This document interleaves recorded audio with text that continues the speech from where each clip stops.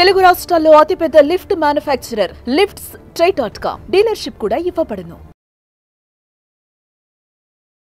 నమస్కారం డాక్టర్ శ్రీ ఆచార్య అనంతకృష్ణ స్వామి గారు. నమస్కారం అండి. సో ప్రీవియస్ వీడియోలో సంపూర్ణత్వం గురించి మీరు మాట్లాడినప్పుడు అంటే అందులోనే పొందికై ఉంటుంది ఎనర్జీ అనేది, సంపూర్ణత్వంలోనే.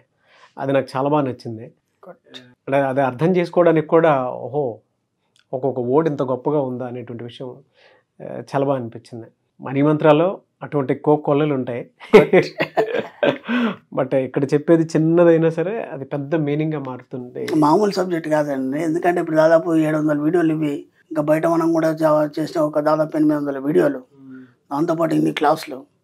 చెప్పింది చెప్పకుండా చెప్పడం అంటే ఆ సబ్జెక్ట్ మీద మనం ఎంత రీసెర్చ్ చేస్తే ఇంత సబ్జెక్ట్ వచ్చింది. ఎందుకంటే ఎంత వీలైతే అంత సులభతరం చేయాలనేది ఆలోచన తప్ప ఇంకోటి ఏం లేదు. ఇక్కడ మనం ఏం చేస్తున్నామంటే భిన్నంగా ఆలోచిస్తున్నాం. ఆ భిన్నత్వం అనేది ఏమవుతుందంటే అందరికి సమానత్వంగా పంచబడి వాళ్ళు కూడా వాళ్ళ జీవితంలో ఐశ్వర్యాన్ని డబ్బును పొందడం అనేది జరుగుతుంది. ఈ వీడియోలో ఏం చెప్తున్నారు? భిన్నత్వం గురించే చెప్తాం మనం. ఒక కంపెనీ ఉందండి, ఆ కంపెనీ ఏం చేసిందంటే ఒక రిప్రజెంటేటివ్ని పంపించింది. షూస్ కంపెనీ అదేం చేసిందంటే ఒక రిప్రజెంటేటివ్ని పంపించింది. ఒక దీవి ఉంది, ఆ దీవి పంపించి మన షూస్ అక్కడ నడుస్తాయా లేదా చూసిరమ్మన్నాడు. రిప్రజెంటేటివ్ వెళ్ళాడు, ఒక వారం రోజులు ఉన్నాడు, అక్కడ అంతా ఎంక్వైరీ చేశాడు, వచ్చేసాడు. మీటింగ్ పెట్టారు.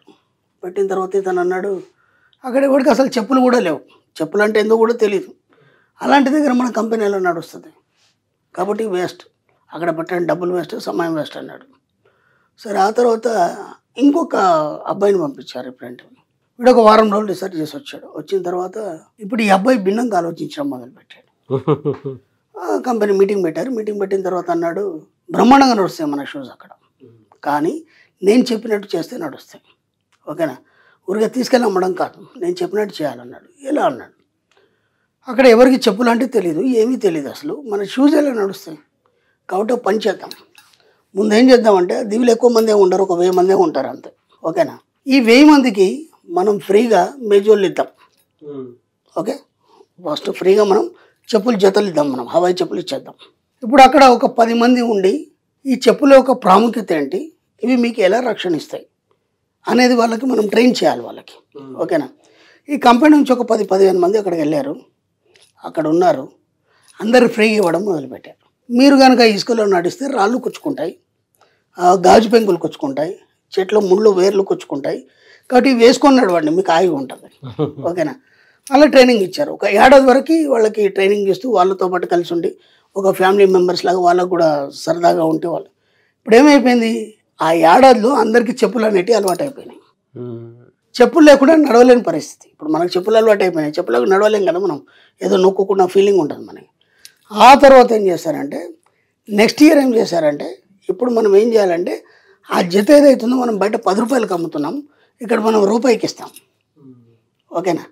బయట మనం మార్కెట్ బాగుంది, ఇక్కడ రూపాయికి ఇచ్చేంత మాత్రం నష్టం లేదు కదా అని చెప్పేసి ఇంకో 1 ఇయర్ ఏం చేశారంటే వాళ్ళు మెల్లిగా ఒక రూపాయికి ఒక జత ఇవ్వడం అనేది మొదలుపెట్టారు. అప్పటి వరకు వీళ్ళకి అలవాటు అయిపోయింది కదా, అవును, చెప్పలేకుండా నడవలేరు కదా, రూపాయి పెద్ద సమస్య కాదు కాబట్టి రూపాయి పెట్టుకుని వాళ్ళు జతలు వేసుకొని హాయిగా నడుస్తున్నారు. ఈ 1 ఇయర్లో ఏం చేశారంటే ఆ చెప్పుల్లో ఎన్ని రకాలు ఉంటాయి వాళ్ళకి ఇంట్రడ్యూస్ చేశారు. కేవలం హవాయి చెప్పులే కాదు, సోలేంది, దాని పట్టీలేంది, ఇవి ఎలా పనిచేస్తాయి, మీకు ఎలా కన్వీనియన్స్ వస్తాయి, కాళ్ళకి ఎలా పట్టు వస్తాయి, ఈ రబ్బర్ అయితే ఎలా పట్టుకుంటుంది, ఈ రబ్బర్ అయితే ఎలా పట్టుకుంటుంది, ఈ 1 ఇయర్ అంతా వాళ్ళకి అందరికీ ట్రైనింగ్ ఇవ్వడం అనేది జరిగింది. దాంట్లో ఏం చేశారంటే మీరు చేపలు పట్టడానికి సముద్రంలోకి వెళ్తారు, దానికి ఎలాంటి షూస్ వేసుకోవాలి, ఇసుకలో నడిచినప్పుడు ఎలా వేసుకోవాలి, ఇంట్లో ఉన్నప్పుడు ఎలా వేసుకోవాలి, వాటన్నిటి ఇంట్రడ్యూస్ చేశారు. అవన్నీ కూడా రూపాయే, అవన్నీ కూడా రూపాయి. బయట మనకు 10-20 రూపాయలు 50 రూపాయలు ఉండొచ్చు కానీ అవి రూపాయి అక్కడ. ఆ 1 ఇయర్లో అవన్నీ అలవాటు అయిపోయినాయి వాళ్ళకి. 2 ఇయర్స్లో చెప్పులు అంటే ఏంది తెలిసింది, వాటి యొక్క ఉపయోగాలు తెలిసింది, ఆ తర్వాత అవి ఎలా పనిచేస్తాయి అనేది కూడా తెలిసిపోయింది 2 ఇయర్స్లో. 3rd ఇయర్ ఏం చేశారు, 5 రూపాయల జత పెట్టేశారు, ఆల్ వెరైటీస్ అక్కడ పెట్టేశారు, ఓకేనా. ఏదైనా కొనండి 5 రూపాయలు. ఇప్పుడు ఏమైపోయింది, వాళ్ళు చెప్పులు లేకుండా దాంట్లో ఎన్ని వెరైటీస్ ఉన్నాయి, నడవలేని పరిస్థితి, అవి ఎలా పనిచేస్తాయి వాళ్ళు మొత్తం అలవాటు అయిపోయింది. 4th ఇయర్ ఏం చేశారంటే బయట ఏం రేట్ ఉందో అదే రేటు పెట్టారు అక్కడ.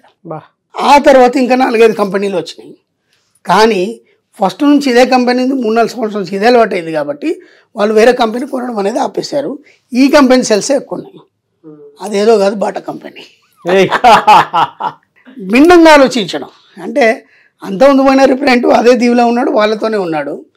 మనకేమనిపిస్తుందంటే ఒక బిజినెస్ పెట్టేప్పుడు కానీ లేదంటే ఒక వ్యాపారాన్ని కొత్తగా మనం మొదలుపెట్టినప్పుడు కానీ అసలు ఈ ఏరియాలో ఏం నడుస్తుంది, ఈ ఏరియాలో మనం ఫస్ట్ ఏం చేస్తామంటే ఆ ఏరియాలో ఒక 3 రకాల జనాలు ఉంటారు. ఓకేనా, వాళ్ళ యొక్క మనస్తత్వాన్ని మనం గెస్ చేస్తాం. ఓకేనా, ఆ తర్వాత ఆ ఏరియాలో జనాభాని గెస్ చేస్తాం. ఓకేనా, దాంట్లో ఎంతమంది దీన్ని ఇష్టపడతారు అనేది ఆలోచిస్తాం మనం. ఇది ఎంతమందికి చేరుతుంది, ఈ ఇంతమంది చేరడం వల్ల మన బిజినెస్ ఎంత అవుతుందని మనం ఆలోచిస్తాం. ఇవన్నీ కాదు, ఇక్కడ ఫస్ట్ ఏం చేయాలంటే వ్యాపార రంగంలో ప్రతిదీ ముందు అలవాటు చేయాలి. అలవాటు చేసేదాకా ఏ బిజినెస్ కూడా నడవదు. అర్థమైందా? అలవాటు అయిన తర్వాత ఏమవుతుందంటే వాడు దానికి అలవాటు పడిన తర్వాత వేరే దిక్కు వెళ్ళాడు. అర్థమైందా? వాడు దేనికి అలవాటు పడతాడు, వాడికి ఏది ఇష్టము, ఏదైతే వాడికి సౌకర్యంగా ఉంది అనేది మనం ఇవ్వగలిగితే నీ బిజినెస్ అడవిలో పెట్టినా నడుస్తుంది.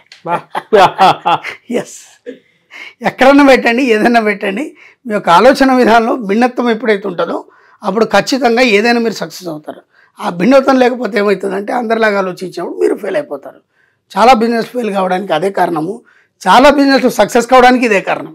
ఆ థాట్ ప్రాసెస్ కూడా ఎదుటివాడికి ఉపయోగపడే విధంగా భిన్నత్వంగా ఉంటే సరిపోతుంది. ఎస్, ఇప్పుడు చిన్న ఎగ్జాంపుల్ ఏంటంటే మనం స్టార్ బక్స్ గురించి ఇంతకుముందు మన వీడియోలో మాట్లాడుకున్నాం.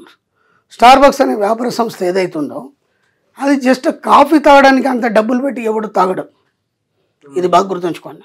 ఒక్కొక్క కాఫీ వచ్చి మనకి 700, 400, 300 ఉంటుంది. బయట మనకు ఒక 10 రూపాయలు, 20 రూపాయలు కూడా దొరుకుతుంది. వాడు ఎందుకు అక్కడ వెళ్ళి తాగుతాడు? వాడు ఏం చేస్తాడంటే కాఫీ అనే పేరు పెట్టి వాళ్ళకు ఒక ఎక్సలెంట్ అట్మాస్ఫియర్ కల్పించాడు. అంటే ఊరి బయట, ఇవన్నీ ఎక్కడ ఉంటాయి మనకి, ఊరి బయట పెద్ద పెద్ద రెస్టారెంట్లో ఉంటాయి. అక్కడ అట్మాస్ఫియర్ ఏంటంటే కాఫీ తాగడం అనే కారణంతో వీళ్ళు బిజినెస్ గురించి మాట్లాడుకుంటారు అక్కడ. అర్థమైందా? వ్యాపారాన్ని ఎలా చేయాలి, ప్లాన్స్, ఎంతసేపు అయినా కూర్చో, నీకు బోర్ రాదు, మంచి ఏసీ ఉంటుంది, అన్ని సౌకర్యాలు ఉంటాయి. నీకు కాఫీ ఏం చేస్తుందంటే సామాన్యంగా డాక్టర్స్ కూడా ఏం చేస్తారంటే ఎర్లీగా 4 గంటలకు లేసి ఆపరేషన్ చేస్తారు, ఒక కాఫీ సిప్ చేస్తారు, ఎందుకంటే బ్రెయిన్ యాక్టివ్ చేస్తారని చెప్పేసి. కాబట్టి ఇప్పుడు కాఫీ షాప్ అని పెట్టామనుకోండి, అది ఎలాంటి ఆలోచన అయినా యాక్టివ్ చేస్తుంది. కాబట్టి కాఫీ తాగడానికి వచ్చి వాడు బిజినెస్ గురించి ఆలోచిస్తాడు. అక్కడ కాఫీకి ఎంత రేట్ అనేది ఆలోచించాడు. వాడు తాగేది 400 కాఫీ అయితే 1 కోటి రూపాయల బిజినెస్ గురించి ఇక్కడ లెక్కలేస్తాడు.